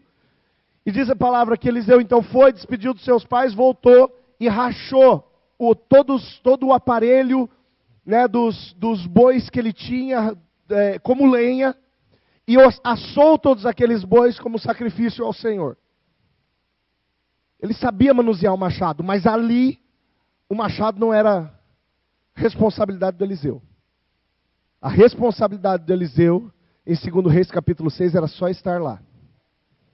E no exercício da sua responsabilidade, na hora que existe uma demanda, ele fala, essa demanda é minha também. Agora o meu ministério pode ser útil na vida desse cara que perdeu o machado. Agora o meu ministério pode ser útil para que a continuidade, para que o objetivo final do ministério dele, que agora é cortar uma viga, seja alcançado. Porque se ele não tiver a minha ajuda, ele não vai dar conta. Se eu não me dispor de maneira útil, escuta, aonde caiu o machado? Se eu não me dispor de maneira útil, pode ser que a obra dele seja interrompida. Pode ser que a coisa não funcione. Dentro do ambiente do discipulado verdadeiro, o ministério de um é ferramenta para o aperfeiçoamento do ministério do outro. Mais uma vez, eu cito Efésios 4, 11, 12. A uns o Senhor levantou como apóstolos, um ministério. A outros como profetas, outro ministério. A outros como evangelistas, outro ministério. A outros como pastores, outro ministério. E a outros como mestres, outro ministério. E para que o Senhor levantou tanto ministério? Aí vem o versículo 12. Para o aperfeiçoamento dos santos. Para a obra do ministério. Ou seja, o meu ministério aperta o parafuso do outro. Enquanto o ministério do outro aperta os meus parafusos. De forma que o corpo todo funcionando em plena perfeição, um servindo ao outro, um sendo bênção na vida do outro, o corpo todo funcionando em plena perfeição, vai levar este corpo todo ao sucesso ministerial, ao progresso ministerial. No ambiente do discipulado verdadeiro, o ministério de um é elemento essencial para o aperfeiçoamento do ministério do outro. Você entende isso? Amém? Vamos nos colocar de pé, querido, querida.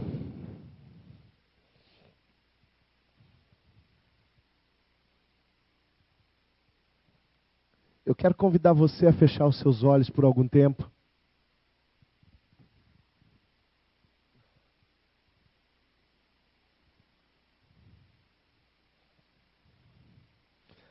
Eu gostaria de fazer a você um desafio muito sério.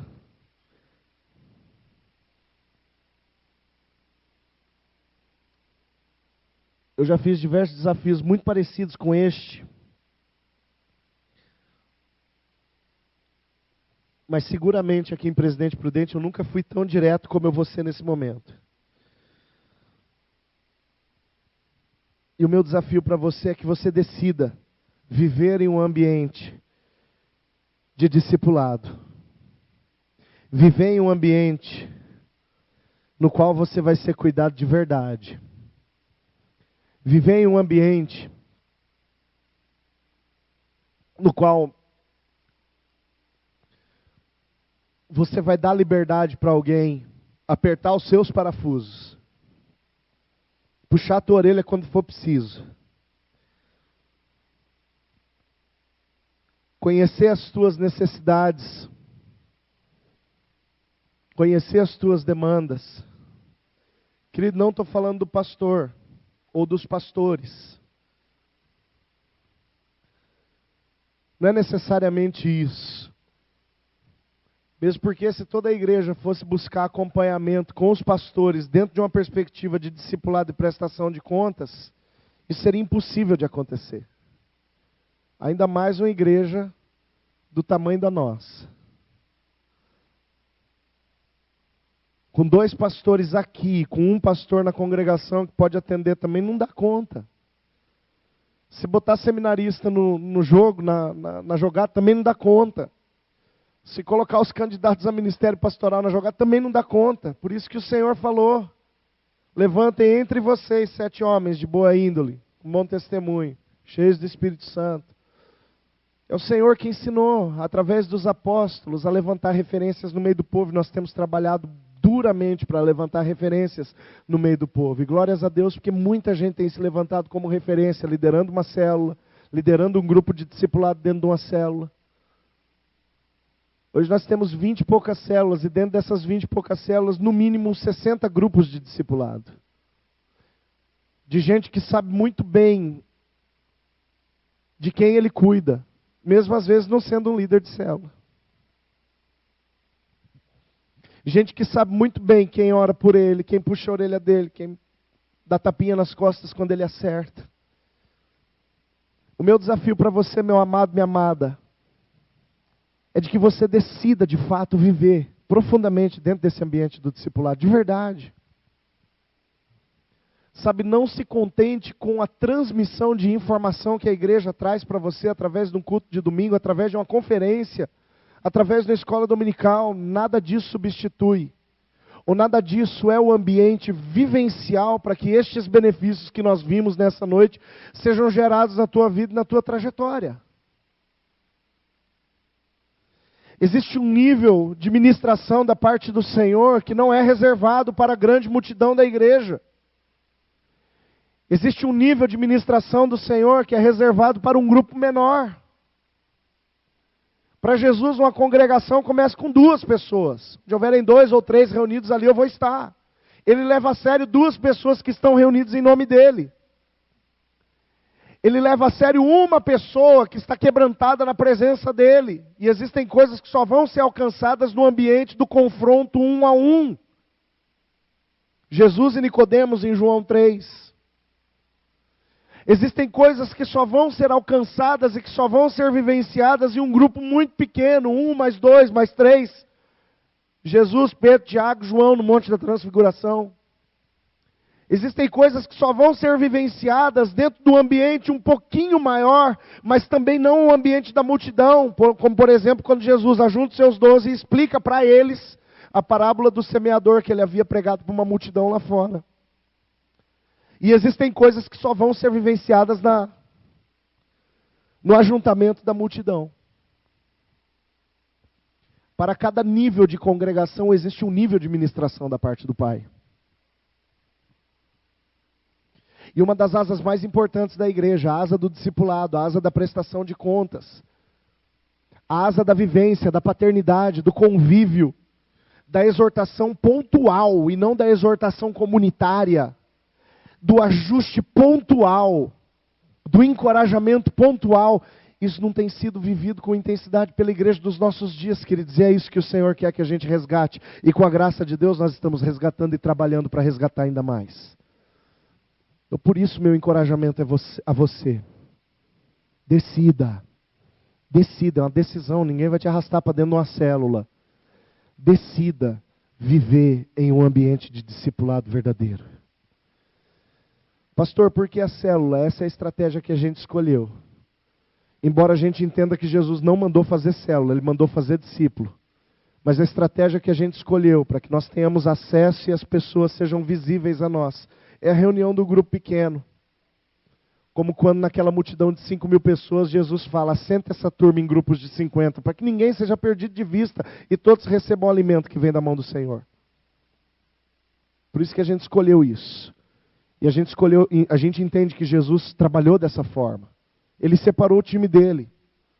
Nós não cremos em uma mística do número 12, mas nós cremos no poder de um grupo pequeno, onde pessoas podem ter acesso umas às outras, onde o dom de todos pode ser usado para o benefício de todos no corpo, coisa que não acontece na grande congregação, na igreja. O dom de meia dúzia funciona enquanto o restante é abençoado e beneficiado com esses dons, mas em um grupo pequeno todo mundo pode funcionar. E nessa perspectiva da funcionalidade de um grupo pequeno, é que nós encontramos a porta aberta para um ambiente de discipulado verdadeiro e sadio. Eu te encorajo, querido, não perde esse bonde não. Não perde isso não. Eu quero orar neste momento. E eu gostaria, só para efeito de encerramento, de dar para você a oportunidade de estar no altar. Não é um apelo, não estou dizendo que você que vai vir aqui vai se comprometer com algo, não. É só para que você tenha um tempo de altar. Para que nós possamos mais uma vez consagrar a nossa vida, a nossa caminhada, dizer para o Senhor que nós estamos à disposição dEle, que nós amamos a Ele, que nós queremos ser úteis no reino dEle. Como eu disse, não é um apelo dizendo, agora que eu fui no apelo, então eu tenho que entrar numa célula. Não é isso, não. Você entrar em um ambiente do discipulado profundo e verdadeiro ou não, diz respeito à tua consciência, ao teu entendimento daquilo que te tem sido transmitido.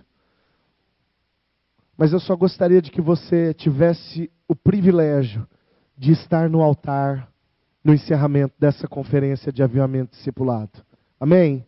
Então pode se aproximar do altar, vamos ter um tempo de oração, vamos ter um tempo de busca. Eu quero convidar o pastor Christian a dirigir esse momento.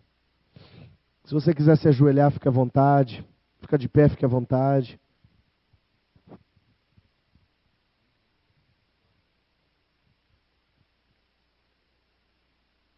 Uma das coisas que mais gosto do altar é que ele sempre sinaliza um local de grandes acontecimentos.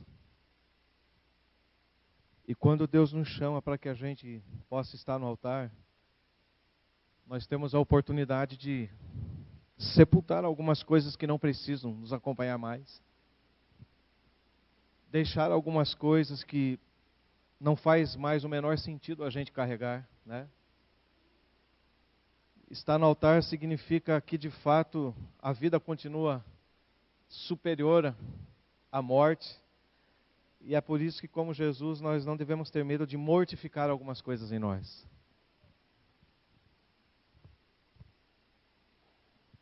Que aqui nesse altar você já possa se esparramar na presença de Jesus. Sabe, irmãos, nós precisamos entender algumas coisas enquanto povo de Deus. Porque Deus só trabalha por princípios, né? A nossa habilidade, ela passa às vezes longe da gente se apropriar dos princípios, mas Deus só trabalha por princípios. Aqui Deus não está dando nenhuma outra oportunidade para nós. Ele escolheu. No reino de Deus as coisas nunca são como nós queremos. E que bom que não são como nós queremos, porque nós podemos estragar tudo. No reino de Deus as coisas são sempre como Deus quer. E que maravilha ser como Ele quer. Porque Ele sempre pensa em fazer aquilo que é o melhor para cada um de nós. Deus está dando princípios para que a gente possa abraçar uma caminhada abençoada na nossa vida. E a palavra dessa noite, o compartilhar dessa noite, disse tantas coisas aos nossos corações. Coisas poderosas. Nós não podemos descartar as coisas poderosas que Deus entrega a nós. Nós não podemos assimilá-las de qualquer forma. Eu entendo que nós precisamos abraçá-las e guardá-las como um grande tesouro que estamos recebendo. E Deus nos entregou ouro refinado também aqui nessa noite. Que estejamos abertos aqui para os insights que o Espírito Santo de Deus vai trazer à nossa vida. Deus está nos trazendo a possibilidade de crescermos um pouco mais, de cuidarmos um pouco mais uns dos outros e cuidarmos, sobretudo, daquelas pessoas que Ele quer entregar ao cuidado dessa igreja, ao cuidado da sua vida. Deus deseja liberar uma unção para que possamos ser pais e mães espirituais de uma multidão de pessoas. Irmão, a nossa vida não faz sentido de caminharmos no isolamento. Ninguém gosta ou tem prazer de viver sozinho. Há alguém que já disse isso e concordo também.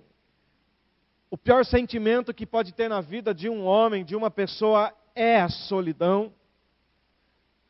E eu reporto também a questão da nossa vivência espiritual. O mundo espiritual, ele não foi feito de forma solitária. Sendo quem é, Deus mesmo escolheu criar a mim e a você para dizer que tudo fica melhor quando podemos partilhar a nossa vida uns aos outros. E é por isso que Ele escolhe descer do céu, caminhar entre nós. É por isso que Ele escolhe a tarefa árdua, difícil de levantar discípulos e discípulas e continuar a reproduzir isso através das nossas vidas. Irmãos, essa noite Deus disse de uma forma tão bonita o quanto que Ele deseja cuidar de mim e de você. O quanto que Ele ama oferecer cuidado. E o quanto que nós podemos participar dessa tarefa junto com Ele. Sabe, queridos, eu entendo que o ministério pastoral é uma extensão dos braços de Jesus. Mas eu entendo que a igreja é uma extensão dos braços pastorais. E eu entendo que todas essas extensões, quando elas funcionam como devem funcionar, eu entendo que Deus então pode abraçar todo mundo. Louvado seja o nome do Senhor. Deus olha para nós aqui no seu altar nessa noite. Estamos aqui, ó Pai, como teu servo pastor nos diz, na condição livre, natural, espontânea, na condição de quem está escutando a sua voz e quer ser obediente a ela. Estamos aqui, ó Pai, na condição de quem quer confiar deliberadamente no Senhor, ó Pai. Estamos aqui nesta condição, ó Pai, de quem entende que precisa de ajuda e precisa ajudar, Senhor. Na condição de quem deseja viver o reino de Deus na sua dimensão mais ampla possível, Senhor. Estamos aqui, ó Pai, como aqueles que são sedentos, ó Pai, por tudo aquilo que diz respeito à sua presença e diz respeito à presença dos seus projetos, dos seus sonhos sobre a nossa vida, Senhor, sobre a nossa casa, sobre a sua família. Senhor, nós estamos aqui como quem entende que tem uma participação, ó Pai, efetiva nos sonhos de Deus para o mundo. Senhor, nós queremos pedir que o Senhor possa agora liberar sobre nós, ó Pai, mais do que entendimento, ó Pai, mas libera uma porção sobrenatural mesmo sua, Deus. Para que possamos nos entregar corajosamente, Senhor, à vivência desse relacionamento, ó Pai, de discípulos do Senhor Jesus Cristo. Dá a nós, ó Pai, esse entendimento que possa nos mover, ó Pai, aqui no templo e fora do templo, Senhor, nessa asa, mas na outra asa também, Jesus. Ah, Deus, eu creio, Senhor, eu creio que quando nós nos colocamos na disposição do Senhor, coisas tremendas acontecem, em nome do Senhor Jesus. E a oração que faço junto dos meus irmãos, ó Pai, é que eu quero fazer parte disso, em nome de Jesus. Eu peço humildemente que o Senhor me inclua nesse projeto, Senhor. Eu confesso aqui, Senhor, que a minha vida, ela encontra sentido dentro do projeto do Senhor, Senhor. Senhor, eu confesso, Senhor, que a minha vida, ela só encontra sentido se eu puder viver, ó Pai, para a glória do Senhor. Se eu puder receber a vida do Senhor na minha vida, e se eu puder reproduzir a sua vida na vida dos meus irmãos. Senhor, eu confesso que é esse o jeito que eu escolhi viver, e eu confesso que não há arrependimento nessa escolha. Eu confesso, ó Pai, que fico maravilhado pensando, ó Pai, na condução do Senhor, do Seu Santo Espírito na minha vida, das pessoas que o Senhor tem colocado para cuidar de mim. E eu confesso, Senhor, que eu quero também contribuir, ó Pai, ajudando a dar esse cuidado ao máximo de pessoas que o Senhor permitir, ó Deus. Deus, muito obrigado por esses dias de conferência, de discipulado e de avivamento. Senhor, esta conferência, ela não é apenas uma nomenclatura. Essa conferência, Pai, ela não ganha o peso de um evento dentro de um calendário de dias, Senhor. Essa conferência, Senhor, foi um trabalhar do Senhor dentro das nossas vidas, Senhor. Essa conferência foi uma manifestação graciosa do Seu Espírito Santo a nós. E agora nós estamos aqui neste altar como os Teus filhos e filhas, Senhor, para dizer, Pai, continua a nos instruir. Ajuda-nos agora, Pai, a de uma forma muito efetiva, Senhor, de uma forma concreta, a aplicarmos, Pai, nas nossas vidas, aplicarmos em nossos ministérios, Senhor, tudo aquilo que o Senhor nos ensinou aqui, Senhor. Deus, nós queremos viver cada gota disso que o Senhor tem nos ensinado, em nome de Jesus, Pai. E eu sei que seremos, Pai, abençoados pela prática de tudo isso. Recebe-nos, Pai, aqui. Acolhe-nos nos Teus braços fortes nesta noite, Senhor. Muito obrigado por todos os Teus filhos e filhas que estão, ó Pai, nesse momento aqui em torno do Senhor, ó Pai. E eu peço humildemente, ó Pai, que o Senhor os recompense, que o Senhor os abençoe, que o Senhor os santifique, que o Senhor os habilite para a sua obra, que o Senhor ative o ministério de cada homem, de cada mulher, ó Pai, nos céus e na terra, Senhor. Que haja não só uma excelência do servir, ó Pai, do congregar, mas que haja, ó Pai, uma excelência, ó Pai, da forma como os viver para adorar ao Senhor, ó Pai. Em Cristo Jesus, ó Pai, abençoa a sua igreja, abençoa a cada homem, abençoa a cada mulher, Espírito Santo de Deus. E que possamos, ó Pai, não só, ó Pai, florescer, mas que possamos frutificar em nome do Senhor Jesus, ó Pai. E Deus, eu creio, ó Pai, eu creio que essa noite, essa hora é uma hora de renovo para as nossas vidas. Como nós cantamos muitas vezes, Senhor, nós dizemos aqui, nós não queremos ser igual, Senhor. Por melhor que seja o momento que possamos estar vivendo na nossa vida, nós queremos, ó Pai, alcançar a excelência em todas as coisas. Então dizemos a Ti nessa hora, renova-me, Senhor Jesus, já não quero ser igual. Renova-me, Senhor Jesus, põe em mim Teu coração, porque tudo que há dentro de mim necessita ser mudado, Senhor, porque tudo que há dentro do meu coração necessita mais de Ti, porque tudo que há dentro de mim necessita ser mudado, Senhor. Porque tudo que há dentro do meu coração necessita mais de Ti. Eu preciso mais de Ti, Senhor. Necessito mais de Ti. A sua igreja precisa, Senhor. Necessita mais de Ti. Aleluia. Eu creio que esses dias são dias em que Deus está suprindo aquilo que nós necessitamos. Eu creio que em cada palavra ministrada, em que cada compartilhar de Deus, Deus está dando uma chave para a vitória do povo de Deus nesse lugar. Jesus deu chaves poderosas na mão da sua igreja. Chaves, elas servem para abrir e para fechar portas. que em nome de Jesus você possa fechar toda porta que você não precisa passar.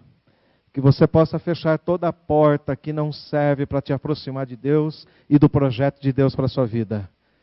Mas que você possa abrir todas as portas que você necessita passar, para que você se torne cada dia mais e mais semelhante ao Senhor Jesus. E para que você possa ser um construtor dessa obra na vida de muitas pessoas, em nome de Jesus Cristo. Um dia disse com uma fé e uma convicção no meu coração, tenho orado sobre isso e o Espírito Santo tem testificado no meu coração. Irmãos, quem não quiser ser crente, ser cristão, pode ir embora dessa cidade em nome do Senhor Jesus. Porque Deus vai fazer uma obra muito grande nesse lugar, em nome de Jesus Cristo. E Ele também tem um papel especial dedicado a um povo chamado metodistas na cidade de Presidente Prudente. E você é parte desse povo. Deus está levantando a sua vida para que isso aconteça em nome do Senhor Jesus. E esses dias estão sendo determinantes para nós naquilo que se refere ao aprimoramento, ao adestramento sobre as nossas vidas para as armas e as ferramentas que Deus tem nos dado. Deus adestra o seu povo para a batalha. Ele está adestrando você, que você seja hábil em nome do Senhor Jesus.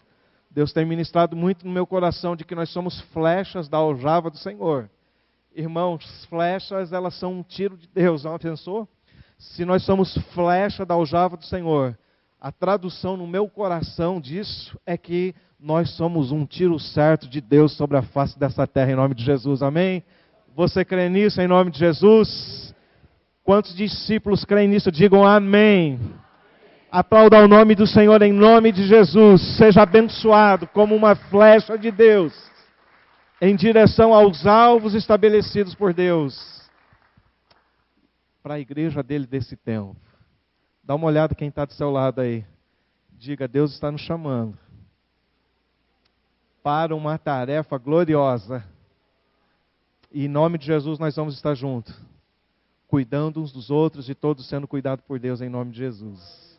Deus seja louvado em nome de Jesus. Aleluia. Glória a Deus. Amém. Pode voltar para o seu banco, nós já estamos encerrando, querido, querida. Sobre conferência de avivamento discipulado, no carnaval do ano que vem tem mais. Agora, sobre discipulado, no que diz respeito a equipar o corpo de Cristo, todas as terças-feiras nós estamos aqui às 19h30 na Escola de Líderes. A Escola de Líderes é aberta. A Escola de Líderes não é uma programação fechada apenas aos que exercem liderança de célula, não. É uma programação aberta, tá bom? Então qualquer irmão, qualquer irmã da nossa igreja, de alguma outra igreja que queira estar, esteja à vontade, né? Se a visão da igreja na qual você congrega for uma visão diferente, é importante que você tenha o aval do teu pastor para estar aqui, né? Sobretudo para implantar qualquer coisa, mas nós estamos abertos para servir e para abençoar o corpo de Cristo na cidade de Presidente Prudente através do instrumento que o Senhor nos tem dado de formação de lideranças, que é a Escola de Líderes. Além disso, no decorrer desse ano, nós vamos ter alguns eventos regionais, distritais e locais específicos a respeito da visão do discipulado. No mês de março, nós vamos ter uma imersão regional do discipulado. Está definindo a data, deve definir por esses dias. Eu passo a data para aqueles que se interessarem.